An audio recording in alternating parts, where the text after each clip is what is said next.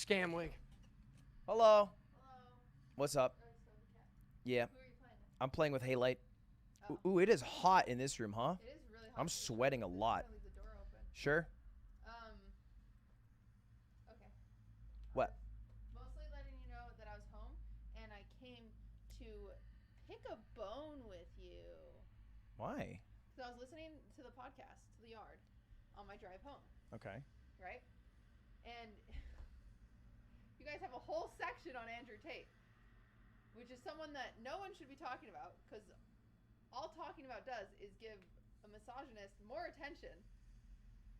Oh. And then Aiden says, is this responsible for us to talk about? And then my boyfriend says, oh, it's no big deal. He already has a lot of Googles. We're not going to, we won't make a dent. It doesn't matter. One extra person you expose to him is bad. Did you miss this video? Yes, making a video on him is still bad. It gives him attention. No, I know. I'm saying I made this before your tweet even, I though. know you did, and you should have never done that. I think the recording might have even been... I think the recording might have... On the recording, you guys talk about my tweet. Ooh, then probably not before. Yeah. I think I disagree with that when he is already bigger than Mr. Beast at his peak. Had he not been... It doesn't matter. Because even if you expose him to one extra person, you guys have the perfect audience for him. No, I disagree. Because I think they're already, if you are so into the yard and you have, if you're saying they're susceptible to falling for Andrew Tate, then they're already probably falling parasocially for us in the yard. And if we are constantly shitting on Andrew Tate, I don't think we're you're saying we're an alt-right pipeline for Andrew Tate. I am. Because you were talking about him, and you know what young people like more than anything? What? Is attention. And so they see what Andrew Tate is doing. They know they're going to get attention, and so they do it too. That's literally how sexism in video gaming works. I've spent my whole life being treated very, very poorly because I am a woman, and people think it's ha-ha funny. And even you guys can see Andrew Tate, and you can actually see that this is funny because it's insane. But other people see it, and they're like, no, this is actually funny because he hates women. So in my mind, all the info about Andrew Tate before, not my mogul mail specifically, but before that came up, was super positive towards him. And it was the Aiden Ross thing, and all my TikTok was blowing up shit he did, and it was very positive. And now for the first time, I think I'm seeing a lot of negative things about him. And so I think that's before, if no one had ever talked about him, it would still remain the people who are reposting all his clips in a positive way, sucking him off. And so I think attention is attention. Attention is currency to him. Yeah, I agree with that, but I also think he stopped doing live streams after his last conversation with Hassan where he got kind of rocked. But I also think this is where he was at when we did it. Talking about Tate RN, I've avoided talking about him for literally a month because it's so counterproductive for women. It's so counterproductive. Same with Greek God X. I'm not going to give it any attention. I agree with Greek, but Tate got to hear this peak, which is bigger than Mr. Beast's ever, without that negative attention. And so it's are you supposed to just let that fester? If he got to, I literally, that was the opening of the videos. I saw this and it's okay, he's literally had a higher Google search peak of positive reception that peaks Mr. Beast. He should probably start receiving some negative attention. I don't think bulk attention should be platformed, and it sucks that it is because attention to him is winning. Yeah, but he was already winning. It's if he was down here, if he was down here, bad argument. I don't think it is. I think it's more for example, Donald Trump. It's saying don't talk about Donald Trump. It's not like he's going to magically go away if you don't talk about him. I think he would have remained at the peak. But if you talk about someone who's a true shitter like Donald Trump, who's going to be a mainstay in the conversation and bring out how many negative things he does, then it changes how people view him. Think about it. Nick, our roommate, didn't even know who Andrew Tate was until you guys talked about it the episode before, and then he looked it up. Think of the amount of people that are looking it up because of you guys, and all it takes is just another fucking impressionable gamer. I get that, but I don't subscribe to the idea that if I'm talking about it in a mogul mail, in a way that where I'm presenting it and people respect my opinion and it's incredibly negative towards him, and he already has this mass amounts of fame, the result of that is, I'm going to go to Andrew Tate Pilled. He's still winning. I think I don't care about him winning because I guess if from that point of view, then you can only have people talk positively about him. No, it's just like, I don't know, whatever. I see a lot of female-leaning names in chat agreeing with me, and I thank you guys. I think it's one of those things that feels very bulldozed, because it's actually not even about men, which is crazy. Like, it's not about men, and it's all these men talking about it. I mean, I don't agree with that. I feel like I'm allowed to talk about something if I want to talk about something if I'm a man.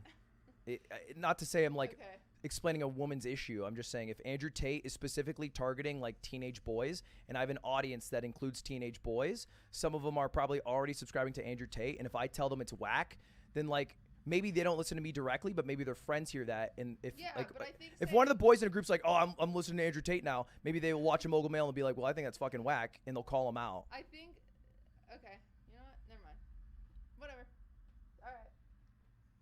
I just think it was a bit excessive, and I don't think it was good attention. And I think defending it because he's already peaked isn't a good defense. I think that's why it's important to do it. Okay. Do you think it's like we should have not talked about Donald Trump?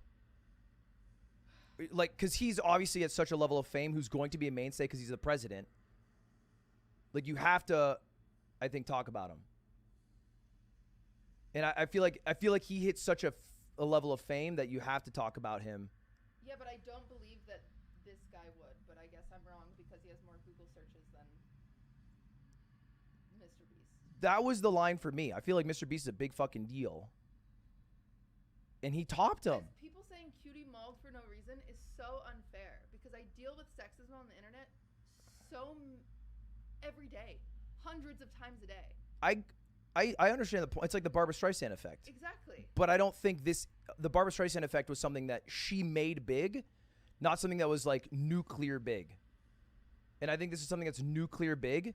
And now when I see Andrew Tate get talked about, like before, I feel like it was all people being like, Andrew Tate woke, and it was clips on TikTok of Andrew Tate on Aiden Ross's stream, and it was all like positive Andrew Tate. And at worst, it'd be like, yeah, you said some weird shit, but like he actually has really good advice. And now I'm seeing a lot more negative, a lot more making fun of him.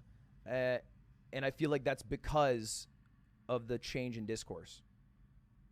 Okay. All right. But I get that idea, which is why I usually, like, maybe a worse thing I have done is not the Andrew Tate thing. It's the video I made about that sexist guy, where it was like a small YouTube channel. It just sucks because it's like how. Like this one. How often, like what? I don't know. It's just why do we keep giving sexist attention? You know, why? Just why? Like, why? They love it. They're so happy about it. I mean, I guess what we could do is not, and then live in two different bubbles. One where they are like incredibly sexist and able to like boost that, and you know what I mean? Because like it's not like Tate would disappear if we didn't talk about him, because there'd still be the people who follow him. And then the other bubble who is like, oh, okay, we are not going to talk about this because we think this guy's sexist. But maybe I naively think there is a way to have an actual. I think this guy, I don't even know if he believes the things he's saying. Like, I don't think Greek believes the things he's saying. I think Greek is just saying these things for attention, and it's working so well for him, and it's working for people like Andrew Tate, and it's working for people like that 14-year-old that's calling a girl a slut because he sees other people do it. Like, people are not born sexist. They aren't. They simply are not. It's what you were taught, and it's what you see, and it's how you try to fit in. And so this like 14-year-old sees fucking Aiden Ross and all this shit. Like, he wants to be cool like the people he watches. Yeah, I think I agree with you 100% on Greek. Like, I don't think that's I think he's like clearly grifting to get more publicity, and it's not worth even mentioning. It's funny she's bringing it up on a live stream for 20K now. Yes, and I've avoided talking about it for literally a whole month, and it doesn't matter about me bringing it up to this audience because this entire audience watches The Yard and Mogul Mail, so it's a little too late, everybody. I was just trying to give an opinion, but whatever. I understand that it's too little, too late. Yeah, I think as far as The Yard talking about it, I think it was just a rehash of the Mogul Mail. In the Mogul Mail, The Yard talked about it last week too. You guys talked about it 2 weeks in a row, and it's like, this guy doesn't need any more attention. For the love of God. But I think if Andrew Tate's name becomes synonymous with like being fucking cringe, that is a win. As opposed to like what felt like the alternative that was happening is that he just gets to go on Aiden Ross's stream untouched, gets a couple 100,000 viewers, trends on Twitter, and they farm a bunch of clips from it. But if now groups of people are gonna fucking Pepe Pains every time it comes up, I feel like that's at least in my chat, I feel like it's a good thing. But maybe maybe he needs to be bigger. Maybe he was not big enough. Maybe my line of bigger than Mr. Beast was a bad call. In my mind, Mr. Beast is like the biggest creator though. So I thought that was enough. That like, okay, he's not going away by itself. Okie dokie, artichoke.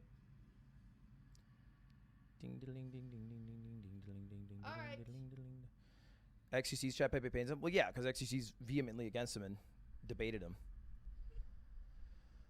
All right, see ya. Hope dinner was good. Hello.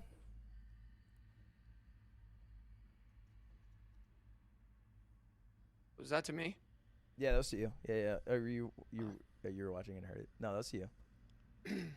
I was doing some live comm over. You guys talk about Andrew Tate. Yeah, we were ruminating over a fellow TikTok brother of yours. Listen. I don't know if it's good for the brand for me to be mentioned. You know. Did you accept it finally? I sent it for sure. Yeah, I did not. I didn't know what your name was, and I got at least 150 instant requests whenever I turned it on. Ooh.